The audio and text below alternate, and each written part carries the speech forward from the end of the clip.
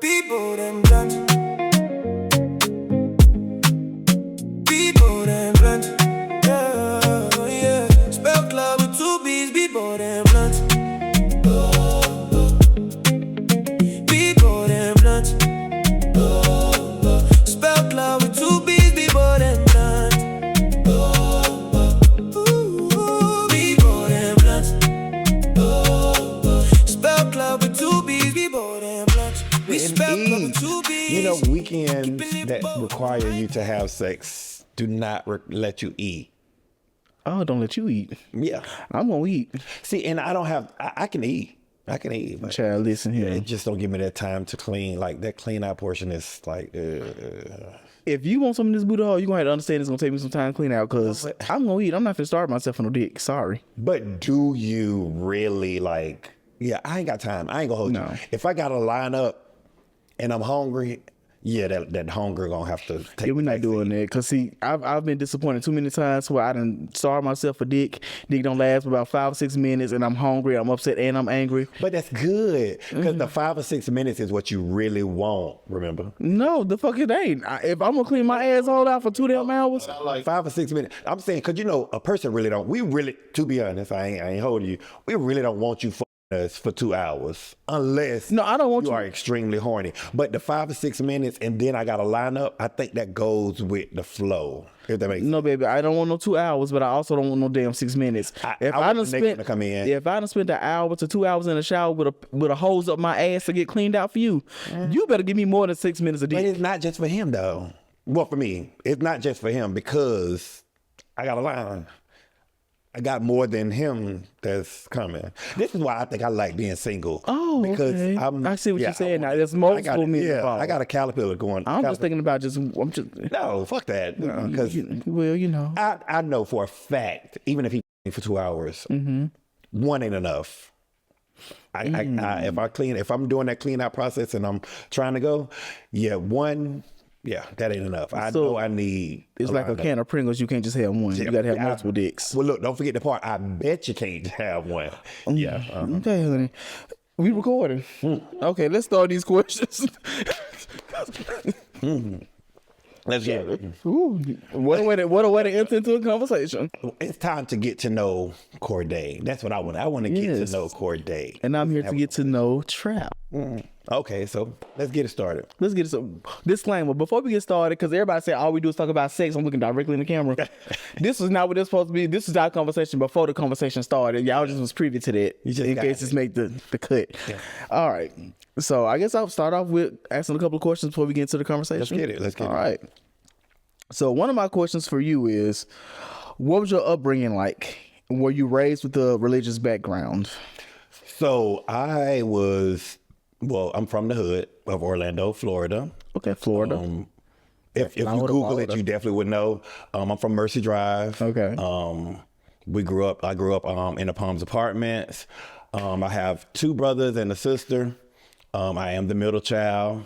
They feel that it's the favorite. They feel I'm the favorite child. I don't feel like I'm the favorite child. You know, everybody who's a middle child always end up saying that like they get lost in the sauce somewhere. They are.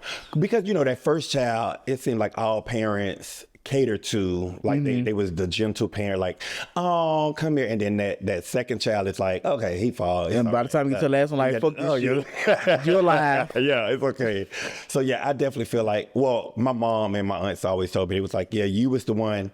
They knew I was going to be gay in a sense. Okay. They was like, your mama held you too much and she didn't want nobody else touching you. So it's like, oh, well, I mean, okay. So she was protecting me in a sense. So yeah, I get it. But yeah, I think my upbringing was very well. I always wanted more for myself. I did not want to be in the hood. I'm not in the hood now. And I think that folks need to go ahead and see other stuff. I want to see more. So that's what I strived on. I strived on being better than the next. I feel like our parents always want us to do better than their generation did. And then, of course, the generation that came before them want us to do better. You want to keep leveling up each generation. It's crazy because it don't happen like that now for this generation. It seems like, honestly, all of that fell off. Like we're starting back at ground zero to me. I think what it is people get lazy. people live in the microwave society where they want it to be instant and quick like that. They don't want to work for stuff. And I think the work ethic, along with what's displayed on social media, kind of got people all fucked up in the mind. They think shit just come easy, but it don't.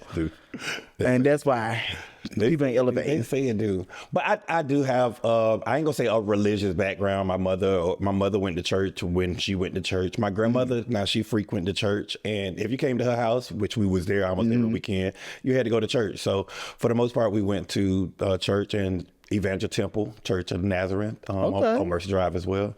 But where Pastor Hires, Sister Hires was the, So like when you did go to church with your grandmother, were you like active in the church? Like did you do choir? So I can't carry a note, and I don't know what it was about, Sister Margaret over there thinking that I could sing, that high key.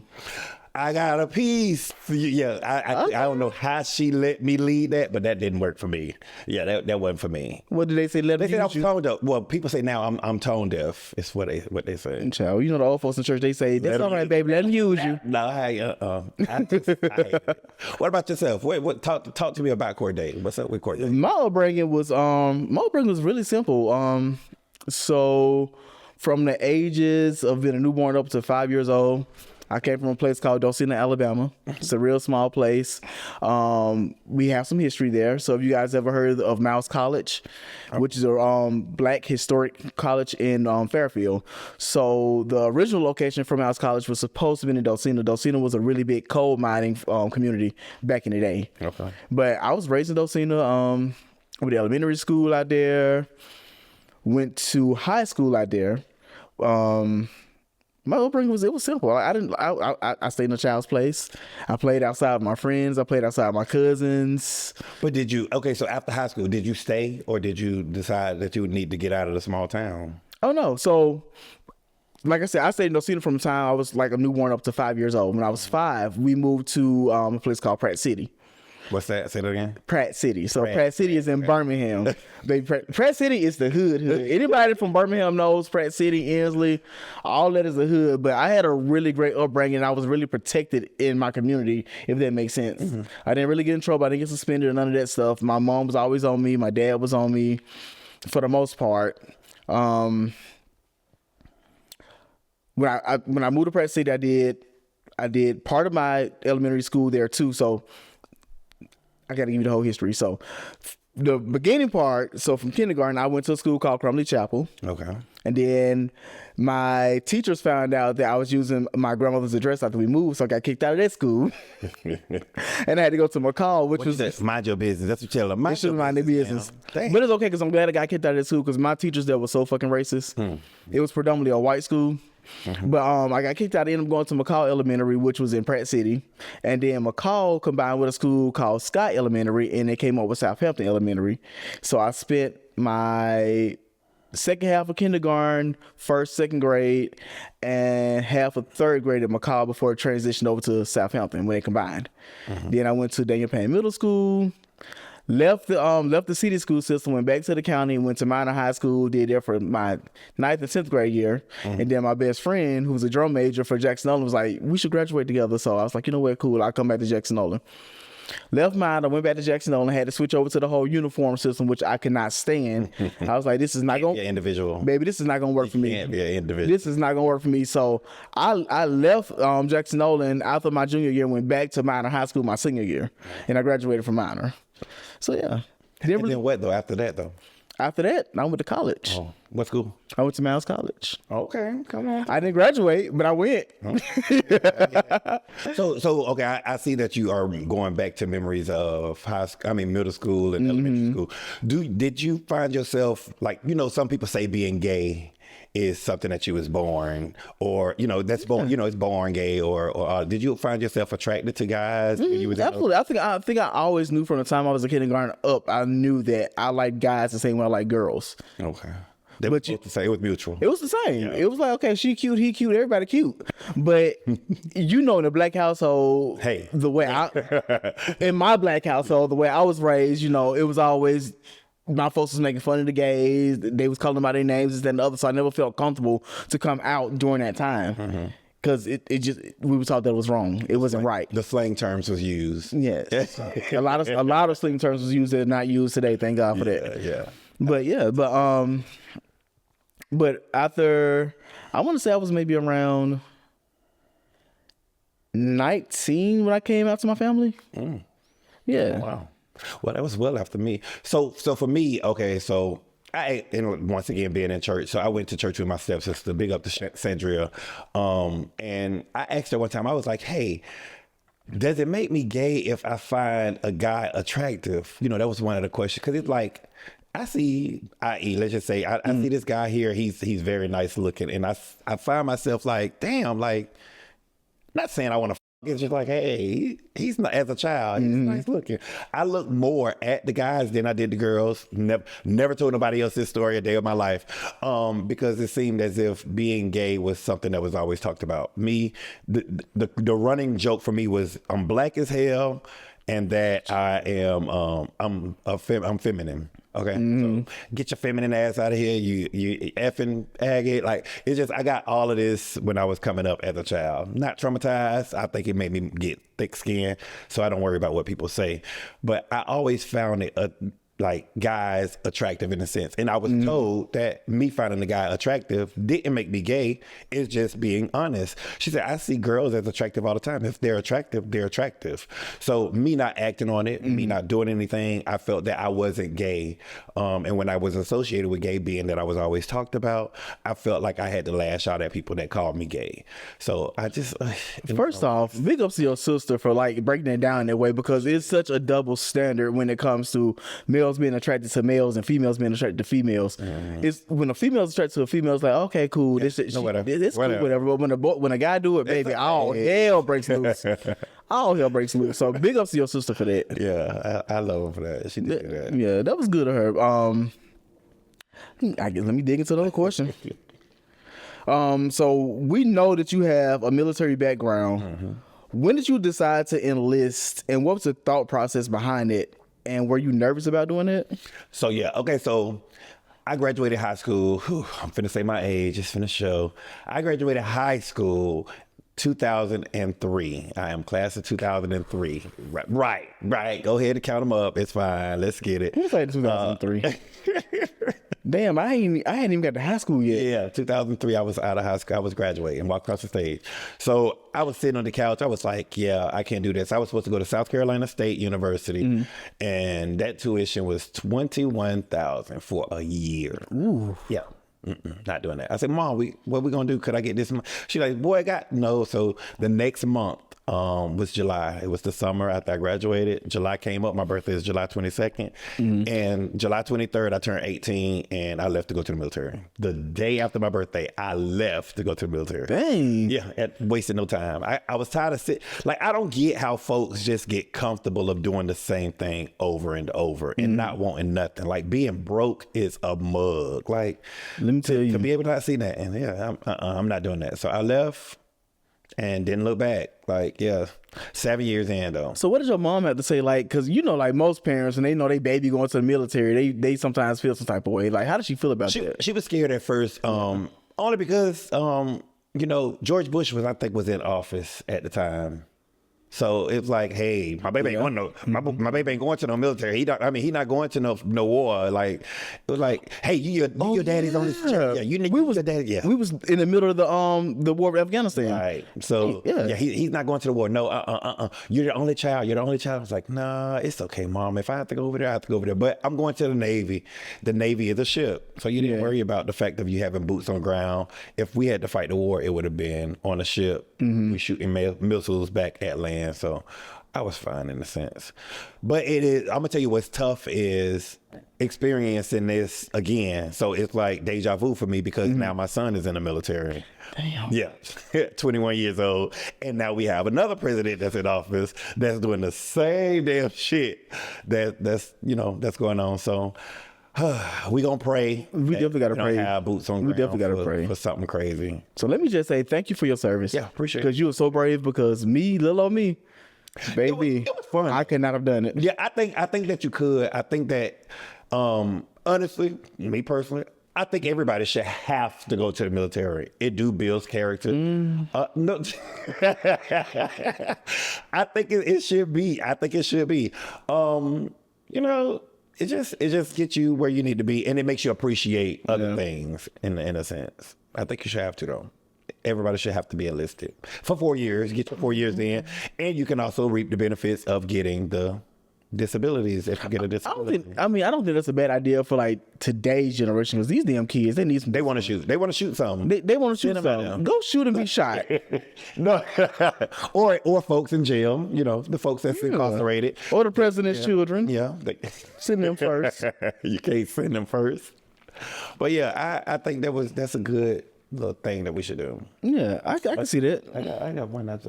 Hold on. I got. So what made you so that we know that you are an actor? Yes. Same question, same thing. We know that you're an actor. What is something that you wanted to do outside of acting? I want to see CORDAE outside of his natural habitat. Something that I wanted to do outside of acting.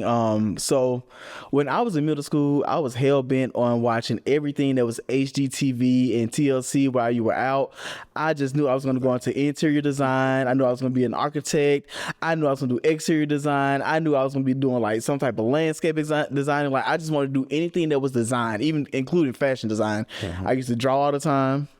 I used to play this game called The Sims.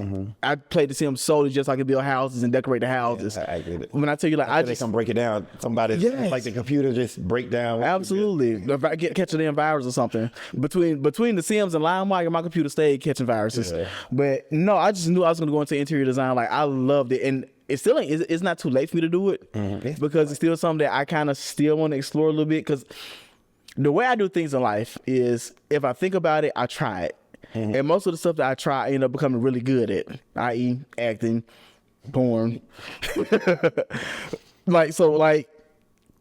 It's something I still want to do. It's still right here. Like, just do it. I just get confused, I guess, with it, because it's like, okay, so when you do an interior design, are you spending your money? Absolutely not. You get a budget, you spend their money.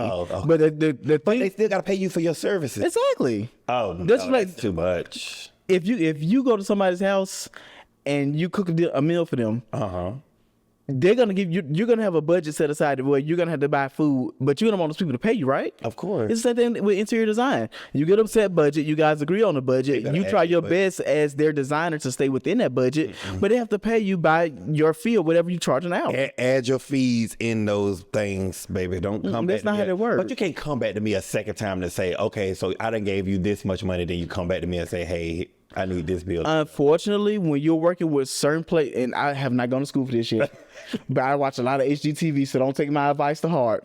Unfortunately, when you're dealing with certain things and you are designing for people's homes, you may run into something like somebody may have a load-bearing wall that needs to come down. Now you got this load-bearing wall that was not an expense at first, but you got to figure out, do I need to put support beams here? How can I move this? Do I need to reroute this electrical? Like, there's a lot of things that can happen to where you may have to tap into budget and go over budget, or you may have to take something away to make sure that fits into that budget.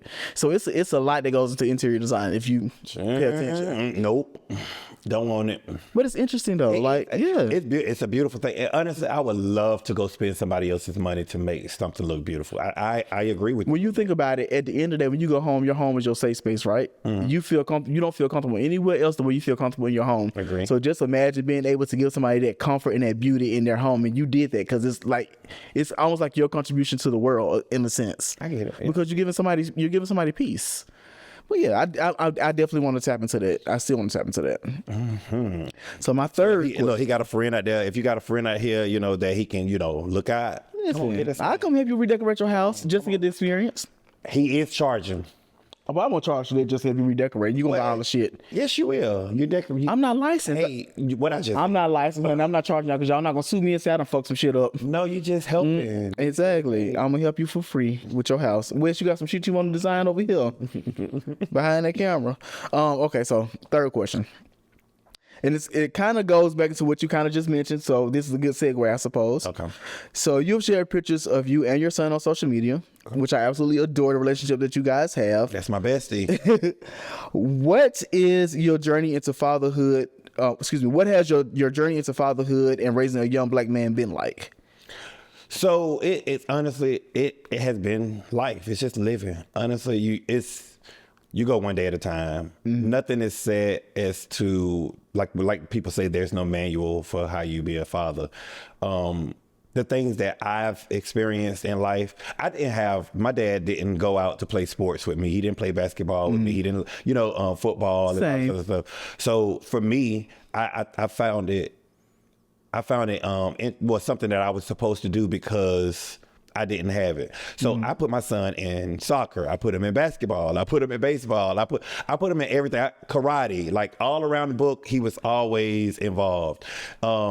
Though he didn't like any of those things, but at least he tried them. He didn't like no. Like football, he got hit one time. Oh, he limped off the field, and I'm like, yeah, I'm gonna go home. Baseball, it was too hot. He dropped the bat, ran on off. Soccer, we're not doing this. Basketball, she used to show off, so I don't want to play no more. So yeah, everything was crazy. The only thing that he found a love interest in was dancing.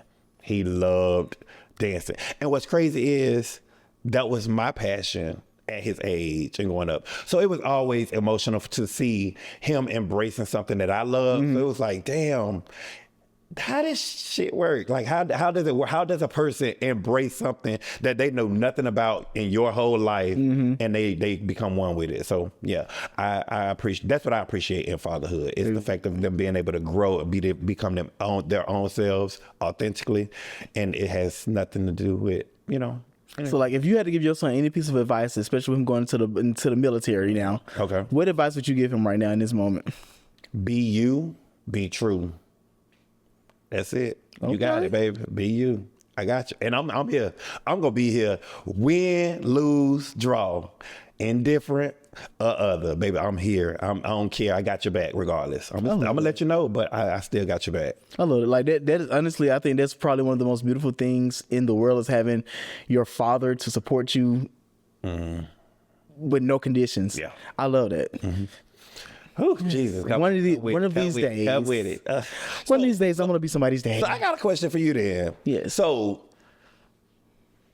have you been married? Was you married previously before this marriage? Right? You was, right? To a female. No. I've only been married to men's. I was under the They may have been bitches, but it was all men's. I'm just playing, y'all. How many times you been married? I've only been married twice. Twice. Okay, only twice. What was the first marriage like? Shouldn't have happened. Oh.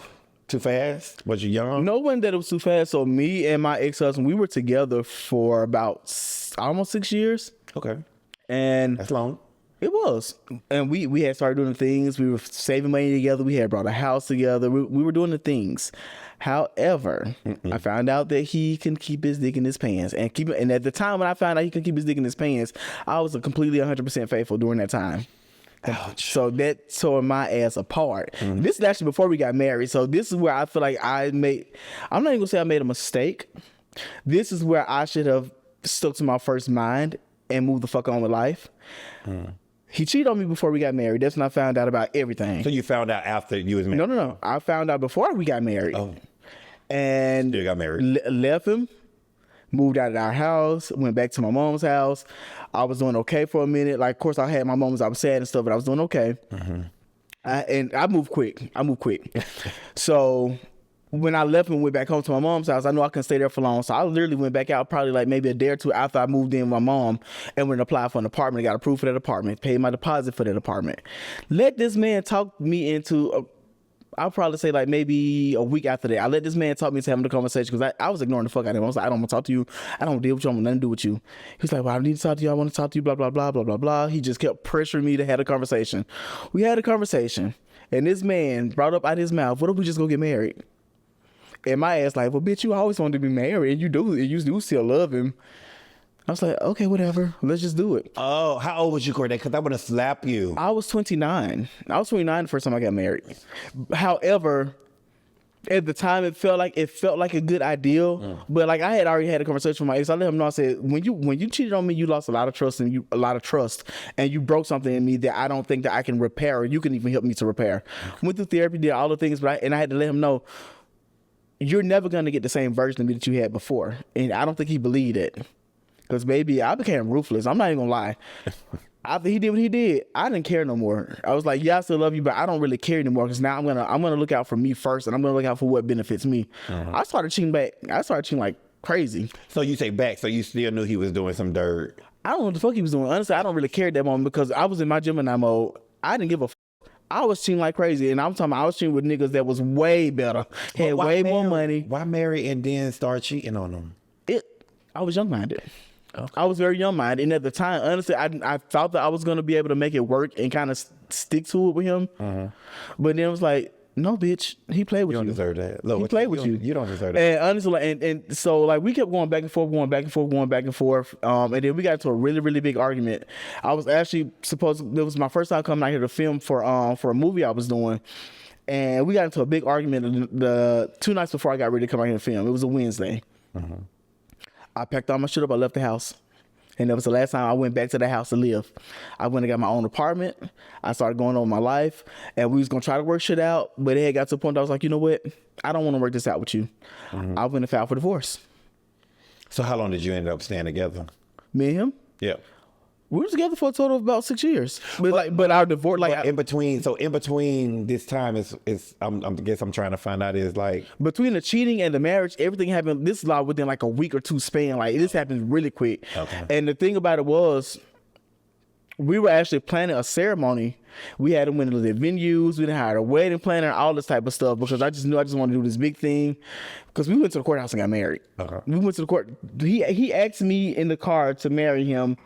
I want to say that was a Friday. He came up to my job. He didn't give me a proper proposal to him bring nothing. He asked me to marry him on a Friday at my job. We were at the courthouse on Monday getting married. That's how fast we moved.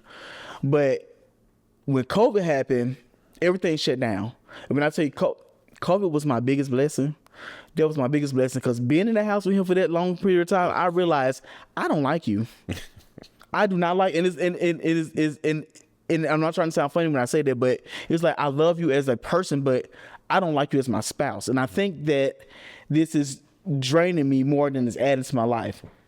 So that is my go-to when people ask me about being married. So I always say the one thing that I would recommend anybody do before walking down the aisle, even asking to be proposed, to marry, is live with that person. Everybody should actually live with the person, and I don't mean live with a person for a week, a month. No, you need to live with them. You need to live with that person. You need to. And baby, we were living. That goes on. You need to like that. Something that you might think don't aggravate you will aggravate the hell out of you. I'm gonna say two for me. The wipes. You know how the wipes don't get closed. Like you get closed and they dry out. So you leave that bitch open, bitch. It's over. It's over. Toothpaste on the cap. Please put that toothpaste on the cap. Just put it on there, or rinse it off so it ain't sticky. And don't get that little dry residue on it. The ice trays. If you pop them out, fill them back up. The crazy part is for shit for me. With my ex-husband, I wouldn't say he did so much stuff to really irritate me around the house because we got along well for the most part up until I found out what had been happening. Before we got married. So that's when everything kind of just started unraveling for us.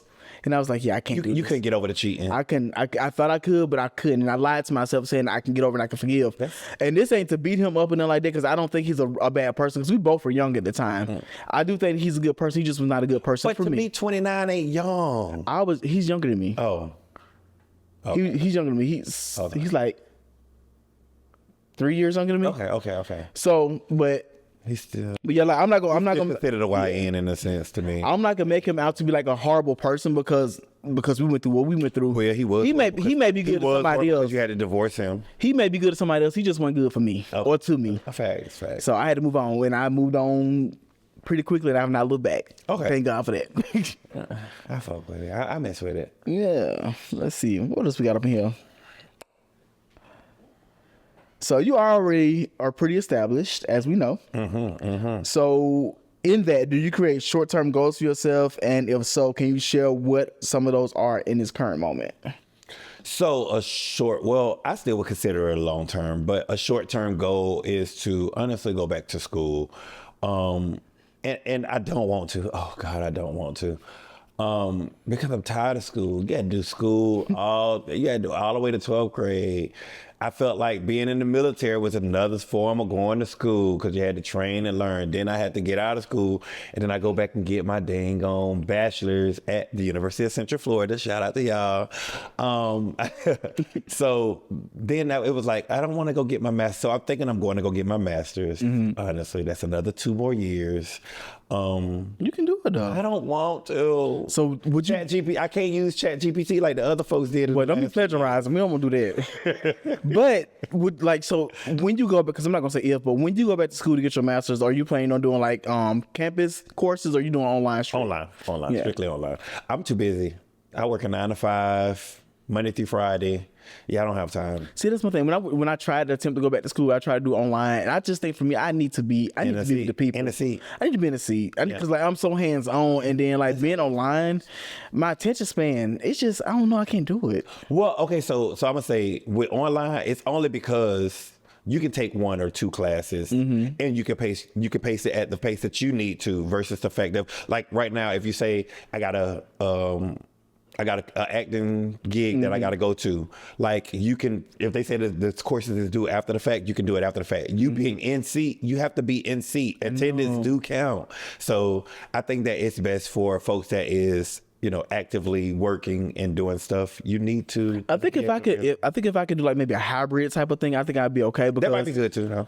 I'm so impatient. So like taking 2 classes is like, damn, bitch, I want to hurry up and graduate. Like, so I don't know. Like, yeah. Yeah, I think. But eventually, I do want to go back for interior design. Yeah, well, and I want to go back to. I want to run my own organization. I want to have the same organization that I currently work at. You know my questions. But I want to work for myself. I want to. So my goal is to have. Wes, you can understand this when I say it. So the Parliament House would have been the ultimate type of. Venue that I want.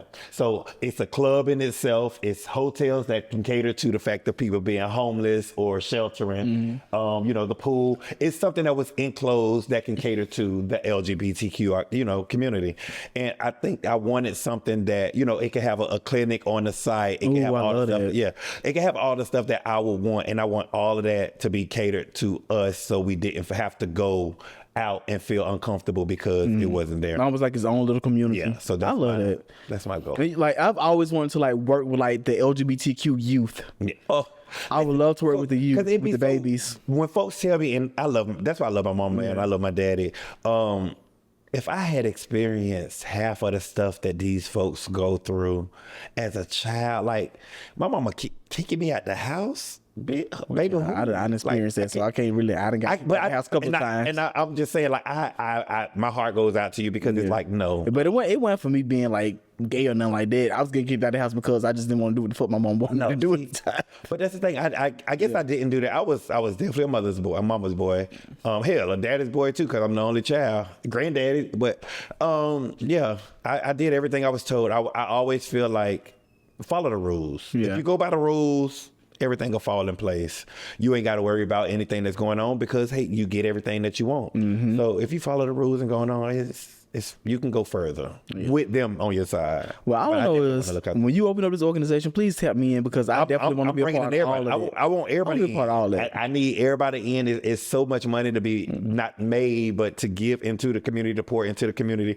I really hate that they closed down Parliament House because that was like my ultimate thing. Like I don't know how many rooms they had. It was like a whole L shape with the pool and the beach in the background and the club here that we looked forward to going to on Tuesdays and sometimes Sundays on the alternative night. See, this before my time. This before I moved here. I guess. House. Well, then again, it probably was before your time because I moved here in 21, so I had never heard of Parliament. Parliament House is in Orlando, so it was a club in Orlando that was.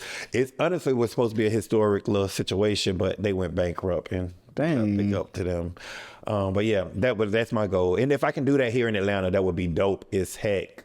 if you need me. Yeah, if you got some money and you want to put something forward, we can talk about it offline. I got a whole team. I got a team here. Yes. Culture Clubb. We here.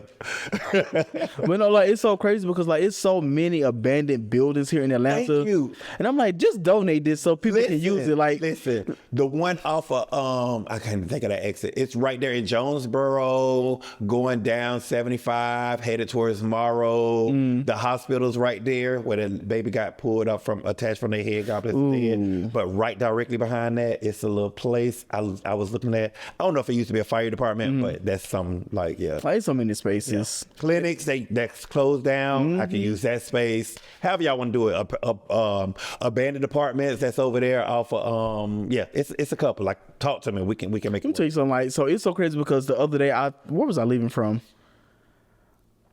I want to say I was either leaving for work or I was leaving from like a meeting or something, but I went past the safe house. It was my first time actually passing by the safe house.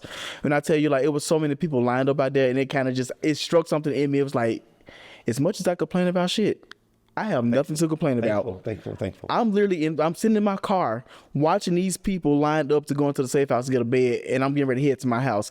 I cannot complain about nothing. And that's one of the reasons why I really want to work with the youth too, especially the homeless youth. So last year, and I just knew I was going to be making a difference in the world. Last year, I connected with an organization so I can start doing like HIV testing and stuff like that and getting out to the community. I don't know what the hell happened with that, but it fell through. I kept following up with them to try to see when they're gonna put me on as a tester. And I got you. How about that? I'm gonna put you in. And I'm gonna teach you.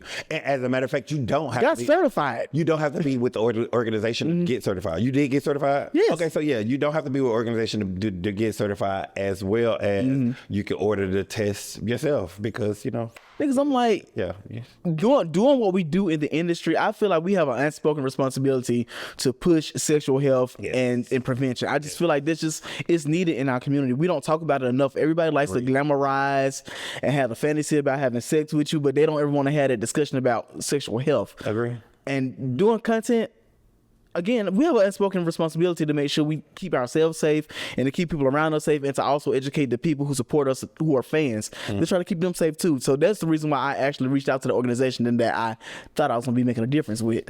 Because I'm not going to be shady, because I appreciate it. But there are other organizations that you can either volunteer at or apply to be at. But don't let that one. Oh no, it ain't gonna stop. No, it ain't stopping the show, because I'm still pushing sexual health. We need all of that. Yeah.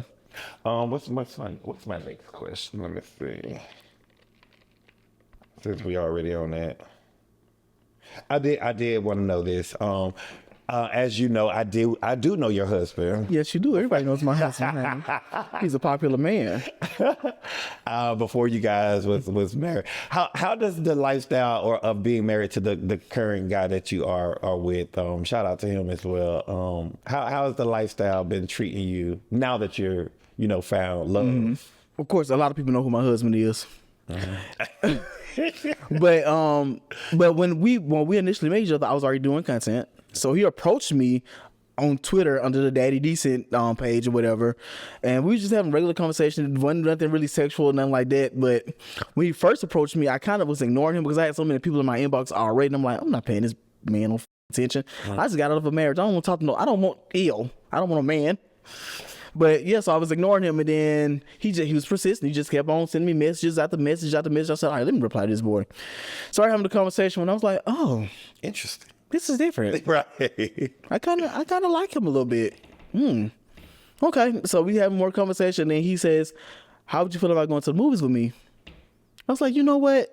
Hell yeah, I'll go to the movies with you, because your approach is different. You didn't just I know you want to but you didn't come off just saying I want to. You at least invited me out on a date to do something. So I was like, this is different. This is the right approach. Well, that was a good thing. But me personally, I would have, bitch, let's get to it. Like, I don't. No, because I went on that. That's good then. That's good. So here's the thing with me.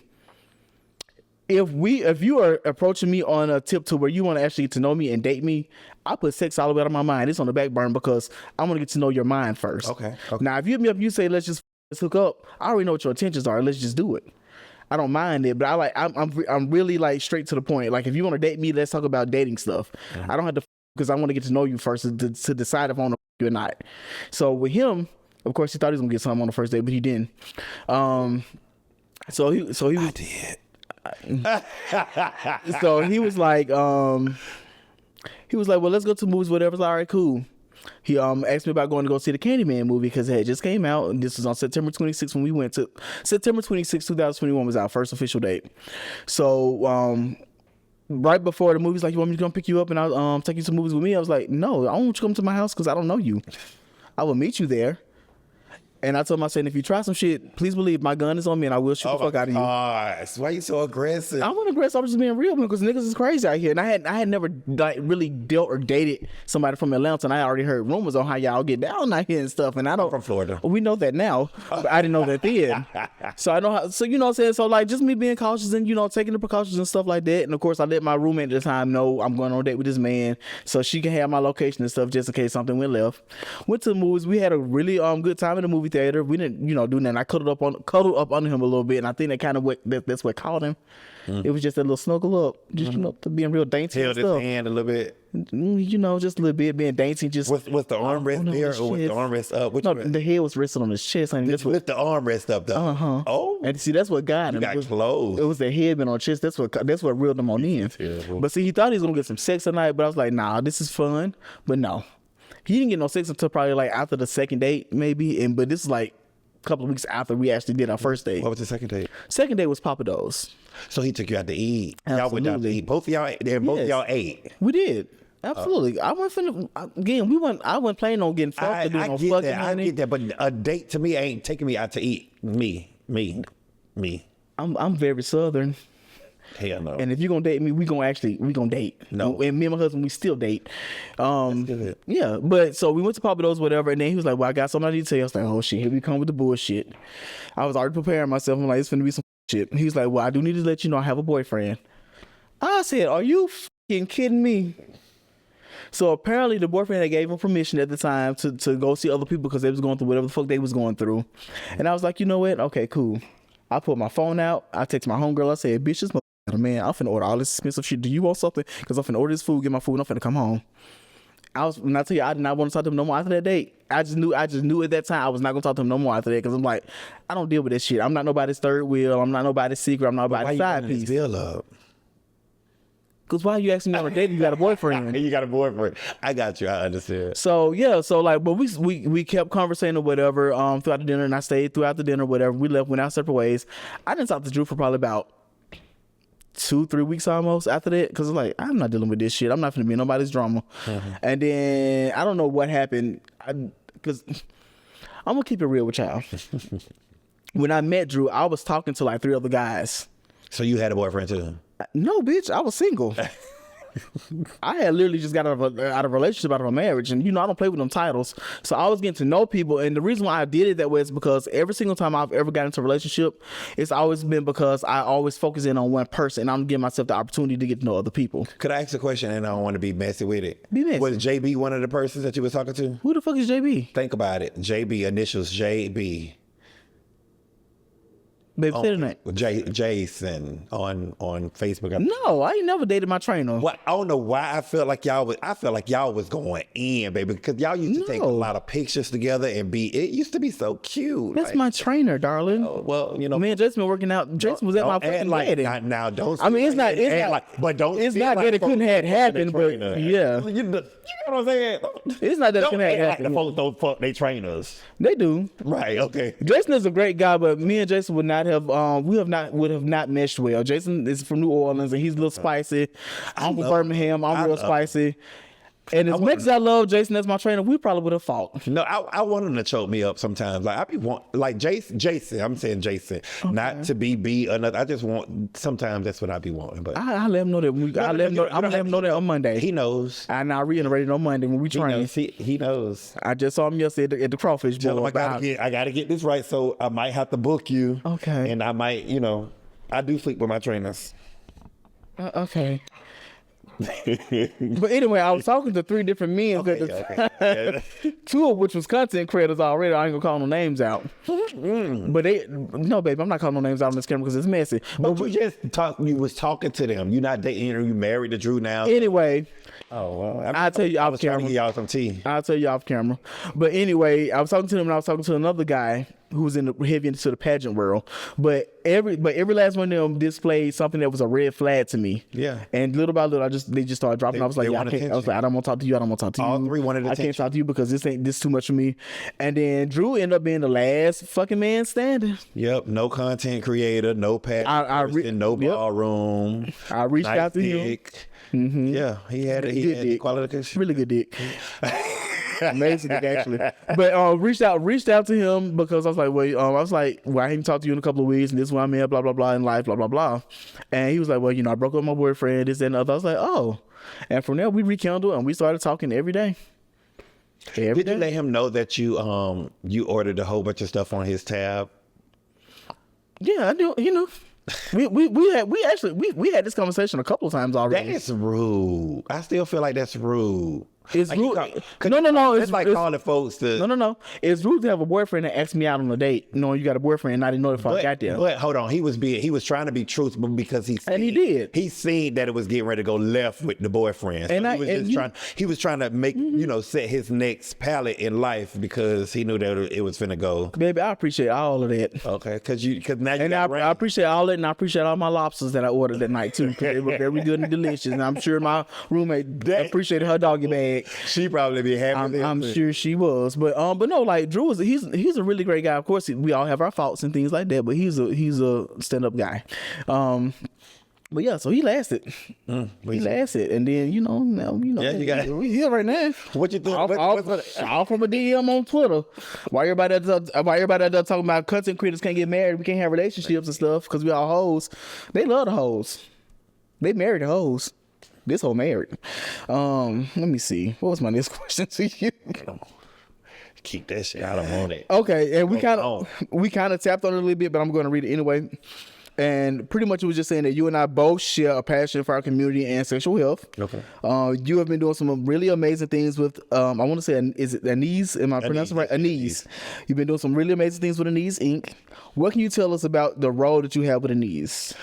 So currently, I am the community engagement supervisor for Anise. If you don't know what that is the outreach supervisor. I go out and I try to get folks to get tested, to get on PrEP, or even about our Ryan White program, so that folks can get linked to care. We do harm reduction, of course. We have mental health assistance as well as substance abuse assistance. We have a syringe program, so we clean out. Instead of folks using the same needles, we also have a program that we give them new needles so that they don't have to infect themselves. So we really try to cater to the fact of getting stuff out there, so folks we can end the epidemic. I love that question. And I love the fact that you said you guys actually hand out clean needles versus just saying, well, we're just gonna make you just stop cold turkey, because it's not that easy for everybody. It's definitely not. But at least giving them the choice to protect themselves and not contract hepatitis from needles and stuff like that. You giving them the option to have clean needles. I love that. I love it. So that's something that I feel like that's why my next move. That's something I want to do. I want to get into doing more outreach and being more involved in the community. Come on down to Anise. We look out for you. I promise. We're gonna go out with some things. And I did get to meet some of your team members too when we did at the bowling event. So I'm sorry I ain't make that event, you guys. I wanted to say thank you guys for coming out. I did not make that event because I had another engagement, but I do thank you guys for coming. We had a great time. We had a really great time. Who won though? You won? Did you? How did West do? We was in different bays. So West was all the way down here. I think I was like on bay 9, and West was like on 1 or 2 or something like that. We was in separate bays because it was so many people that it was a big ass turnout. It was so many people. I want to know who won from Culture Clubb. Who got the highest point? I have no idea. I can tell you it wasn't me. But I met some really cool people out there. Your folks are really good people. I love that. Thank you. We appreciate you. We really do. So let me see what mine is. My next one is, Child, I like this. I honestly like this, and it's number 6 in the one that I sent. Okay. So, if the internet disappeared tomorrow, what would you be doing?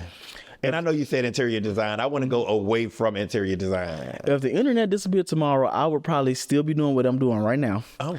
I'll still be trying to do Culture Clubb because the Culture Clubb wouldn't be on YouTube. It'll be on somebody's network TV. I'll still be in somebody's living room somewhere. And if I'm still doing content, it'll be on DVD. And you'll be buying them DVDs like they used to do back in the day in the magazines and stuff. That's where I'll be at. Okay. But no, I feel like if the internet disappeared today or tomorrow, I think I would be okay because I can sustain without being online. Like even now, people going crazy on Twitter X right now because everybody's losing so many followers. I'm like, y'all gotta realize your life is not based on people following you online. Like, you need to have a real life and have some stuff going for yourself versus trying to figure out followers and shit. I don't think they realize. Well, they understand that the people that follows you on Twitter isn't the people that follows you on OnlyFans, in a sense. Exactly. Yeah. Like, if they follow you on Twitter and they're not subscribed to your OnlyFans, maybe it really don't make money. It ain't making no money. And then a lot of those accounts be bot accounts. A lot of them accounts be from people that have alternate accounts because they don't want to use their real pages. Right. It'd be from your DL people that's on there because they don't want to be seen. It's your celebrities that's on there on their all pages because they don't want to be caught up in it. Yeah, I think it's just the numbers thing for Twitter or Instagram nowadays. Folks ain't no way y'all making no damn money. Talk about 5 minutes videos and y'all just touching yourself for 2 seconds. Man, get out my face. No. So yeah. Honestly, I'm kind of glad they're doing this mass haul because I feel like a lot of ego is gonna be put into place. A lot of egos, and I ain't trying to be ugly or messy about it, but a lot of people's egos gonna be checked by them numbers because they so damn numbers based. So what does self-care and mental health care look like for you? Honestly, for me, I'm good. I'm good. I don't have the not to say it's a problem, but I don't have the fact of being down or depressed because I do reach out to my friends, my loved ones constantly.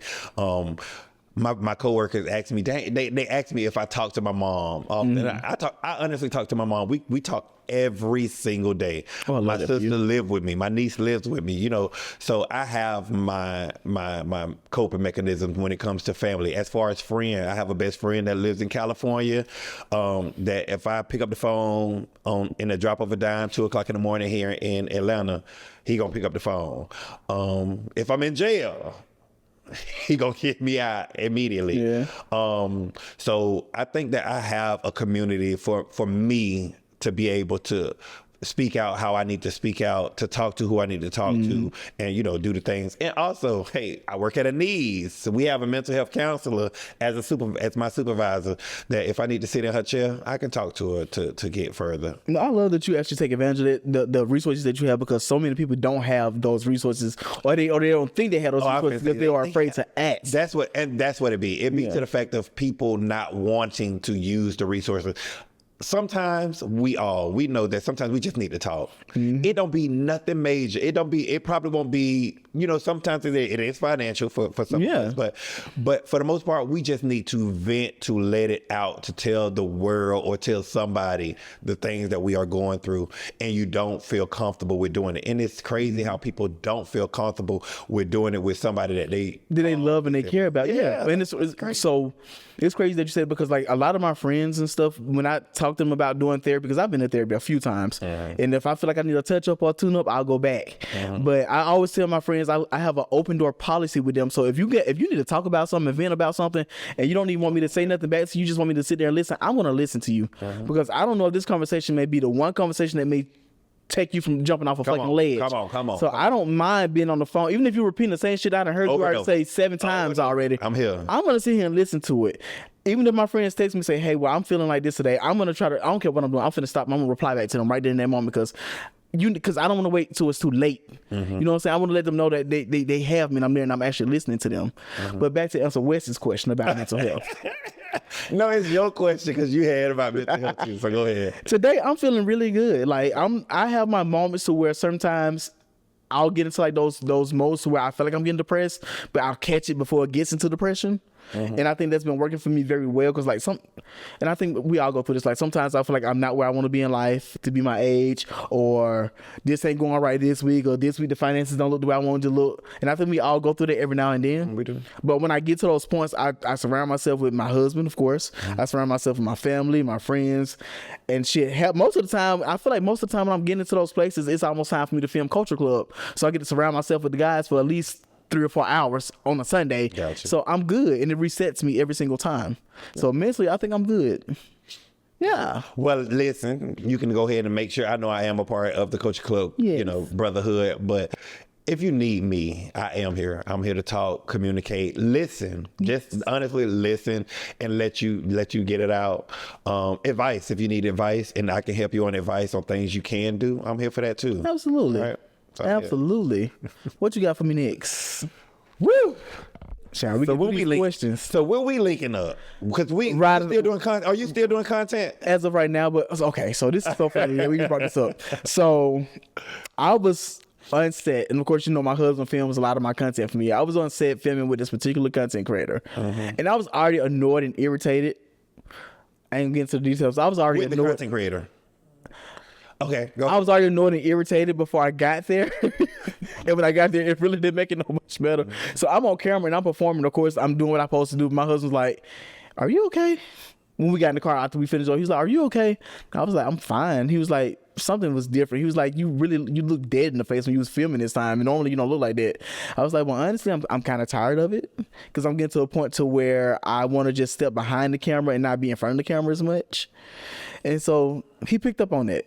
But like, it's something I had been contemplating about going back and forth about anyway, because it's like, I don't want to make an announcement and just say, hey, well, guys, this is it for me. I'm not going to make content anymore, because I feel like every time somebody makes an announcement that they stop doing content, they come right back. Yeah. They come right back. So I found it to be interesting that if you are going to stop. Yeah. And honestly, you don't have to voice the fact of you stopping, because if you do decide to want to go back, then it's like, hey, you said you was gonna stop, so why did you come back? Just don't do it. Just stop doing it. So the thing with me is, when it comes to content, like, I like to do what I call stockpile. I film a lot of shit at one time. And I have enough stuff to put stuff out throughout for a few months at least. And I take a break. I kind of just disappear off the scene. And that's why a lot of people are like, "Yo, you still doing content? Because I ain't seen you post nothing to me. I ain't seen you post." Did you check my page? Did you? I'm like, yeah, I'm still posting stuff. I'm just not as active because I need to mentally take a break, and I have to disassociate myself from it, because I don't want to get too caught up into it. I agree. Because like a lot of times, whenever I'm doing a lot of content and I'm seeing it all the time, it starts to make me desensitized, which affects my personal life, my personal sex life.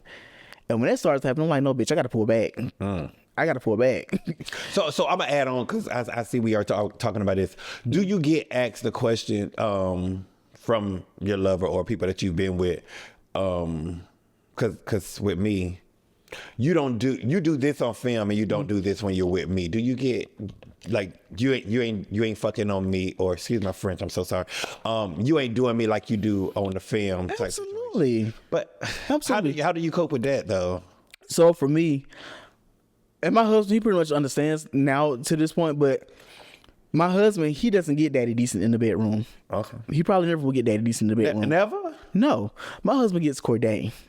My husband gets Cordarius Hill, the man he married. That's what he gets in the bedroom. It's more intimate. It's more personable. It's more pleasurable for me. It's more intense for me there, because I'm more connected to him, and it's somebody I'm in love with. So it makes the sex a little different. Versus me being on camera with somebody, I'm here to perform and I'm acting. Say that one more time. Say that part. I'm here to perform and I am acting. So folks, y'all catch it right. That's what content creators are. We're actors. We're here to create a fantasy for you. And the thing about it is, yes, it may be pleasurable. However, a lot of times you see me on camera, because baby, I don't do all that moaning and all that shit like that for in real life. Listen. And I don't want to kill the fantasy for nobody, because I still want y'all to subscribe and look at me moan and stuff like that. But a lot of stuff is exaggerated. I'm putting on because I'm creating a fantasy, because that's what my subscribers and my fans like. So that's what I'm giving y'all. That was the biggest subscribers and fans. That's the first thing that they were saying to me is, Trap don't make enough noise. Trap, you just sit there and you just don't take the dick and you don't make enough. Well, honey, you like that in real life, because we didn't even turn the camera on. Listen, feeling good for me is how I feel. I don't have to be screaming at the top of my lungs to let you know that you are hitting what you. Baby, my actions should be how my hole made your dick feel. Let me tell you something. Because I always leave it from. This man wasn't making no damn noise. Even my morning, I said, well, I'm finna fuck him even harder. When I'm talking about, I'm up in it, and I still ain't getting no fucking people. I was like, okay. Am I performing well? What am I doing, bro? Somebody else in the room next door. I can't be screaming at the top of my lungs. And that was the first time I met his sister. Lovely young lady. I can't be screaming at the top of my lungs at people next door. No. And I guess that's what it was as a child. Is like, well, as a teenager or something, when you hiding and doing something that you ain't supposed to be doing, you ain't making noise to do it. And that's what I learned when it came down to sex. I've always been a sexual person. I always, hid the fact of what I was doing because it's like, no, bitch, it ain't. Nobody. Now that I think about it, I think you was actually my first sexual experience in Atlanta before I moved here. I'm trying to think. I was like, damn. I think CORDAE dropped me off at the VA clinic one time. No, I could have sworn you dropped me off as an Uber. I don't know why I was thinking you was my Uber driver. Babe, I ain't never Uber drove nobody. That was a fantasy after you fucked me, but babe, I mean, we can create it. It's so terrible. We can recreate it. We just can't use Uber because I'm not trying to get sued. Oh, we had to change the name to something else. Service. Boober service. Lord, not pick me up and put me down. Or Tiff. We can say Tiff. Okay, that might work. Y'all guys, 10 minutes. And we got 4 more questions apiece to ask each other in these 10 minutes. Okay. The longer the video, the longer the process on my computer. That's why I've been trying to cut the hour-long video down. So then let me skip over a question then. Let me see. Ba-dum-bum-bum-bum. I'm gonna skip over 2 questions, so I'm gonna go straight down to my number 9 question for you. Now I want to get in your business just a little bit. Please, come on, get in there. So describe what you are like in a romantic relationship. Do you believe in marriage? Would you be open to having more children?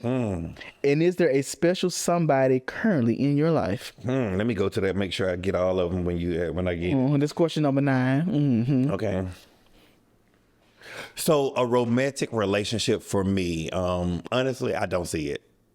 Why not? What? That is so like cliche. Like, I don't need I honestly, like going to the movies. Okay, if you want to go to the movies, let's go to the movies. No big deal.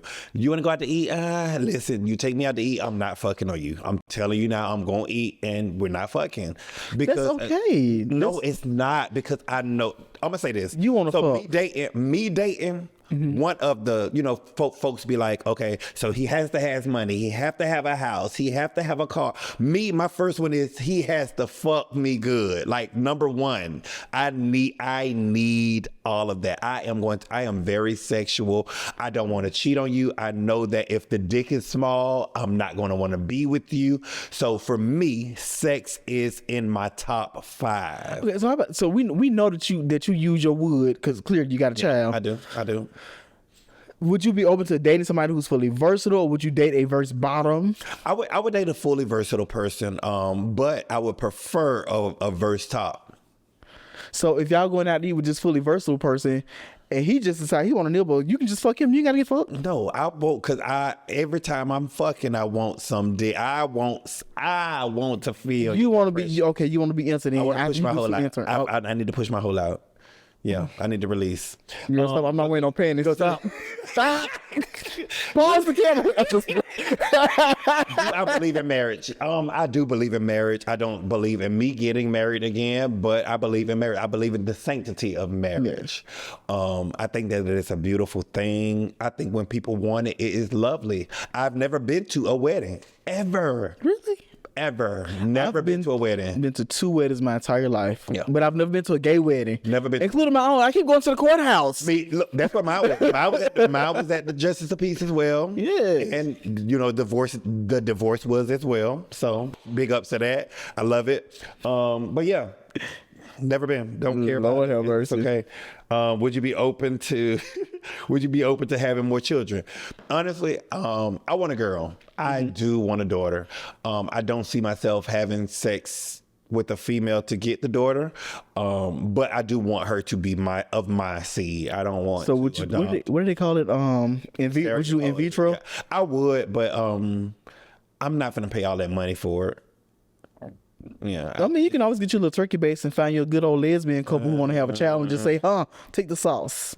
I can, but then at the end of the day, I got to deal with her, and I don't want to deal with her. I want my daughter for me.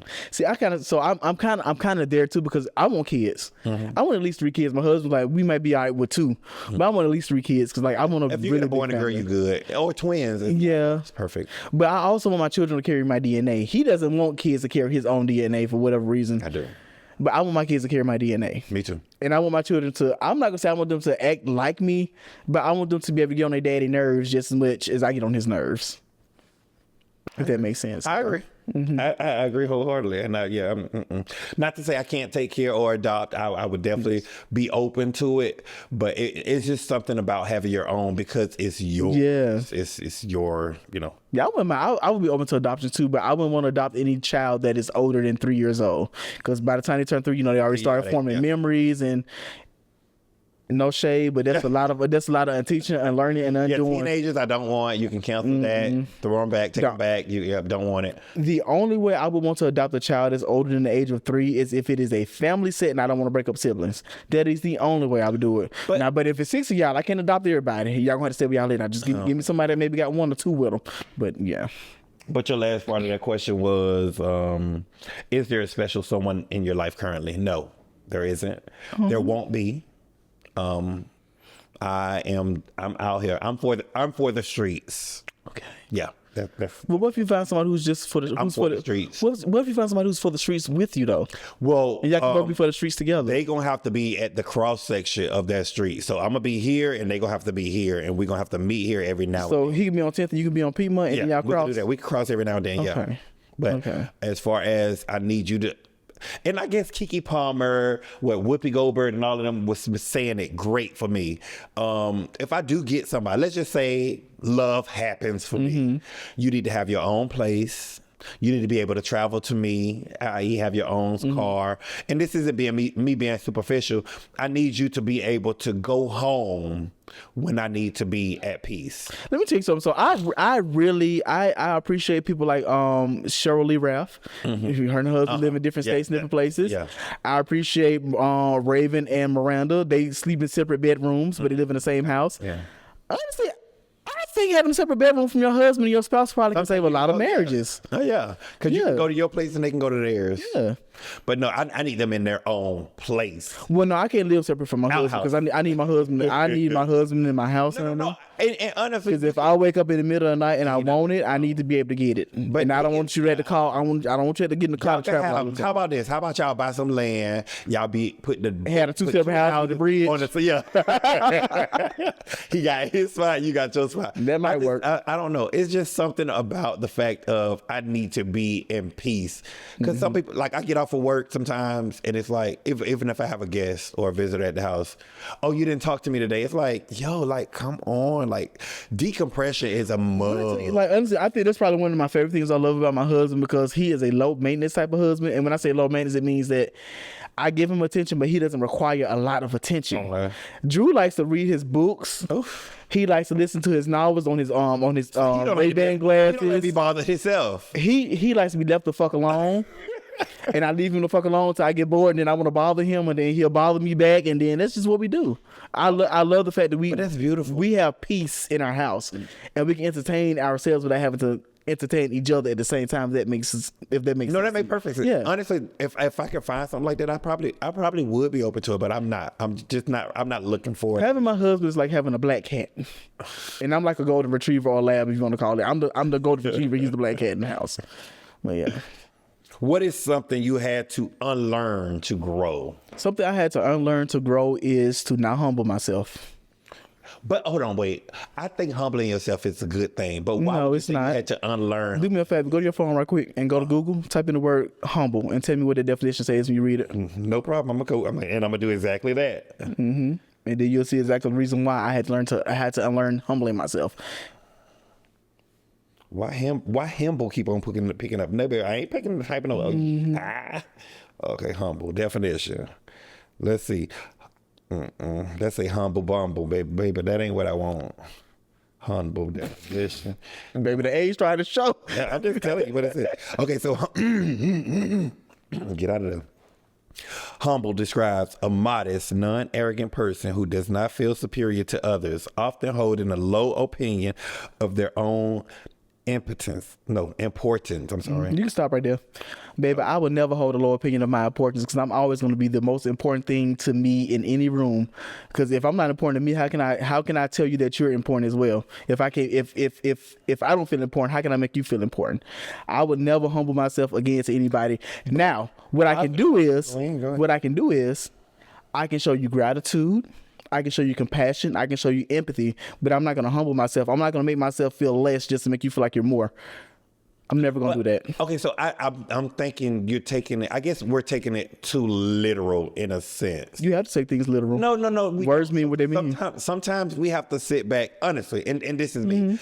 I can be here if I need to be. And we all know we all can be here if we need to be. But sometimes it's, you do have to bring it down because, it's okay. I think sometimes we just overanalyze something. So I don't see humble, me personally. I don't see humble as a bad thing. Humble don't necessarily mean bringing yourself down to a level. I just think that it can, dictate. But that's exactly what it means. You just read the definition. No, I'm just letting you know me personally. So this is my, as you said, that's your opinion. This is my opinion. So for me, when it comes to bringing myself down or anybody bringing themselves down, that's where I feel like empathy comes in.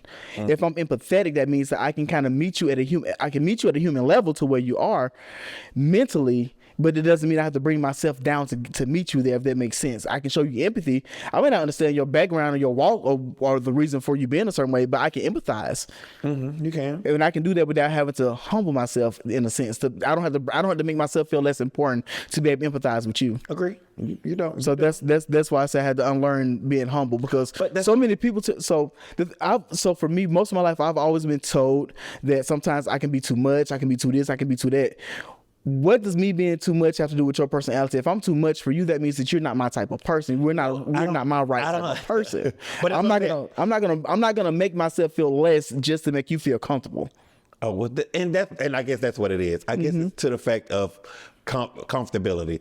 Don't make me feel less than because you want to be. And whatever. I get it. I understand. What was that last one? What is one thing? Actually, what did y'all learn about each other today that y'all didn't know? And what is one thing that you wish people would get right about you because they think they know you, but they don't? Go for it today. One thing I learned about Trap. Okay.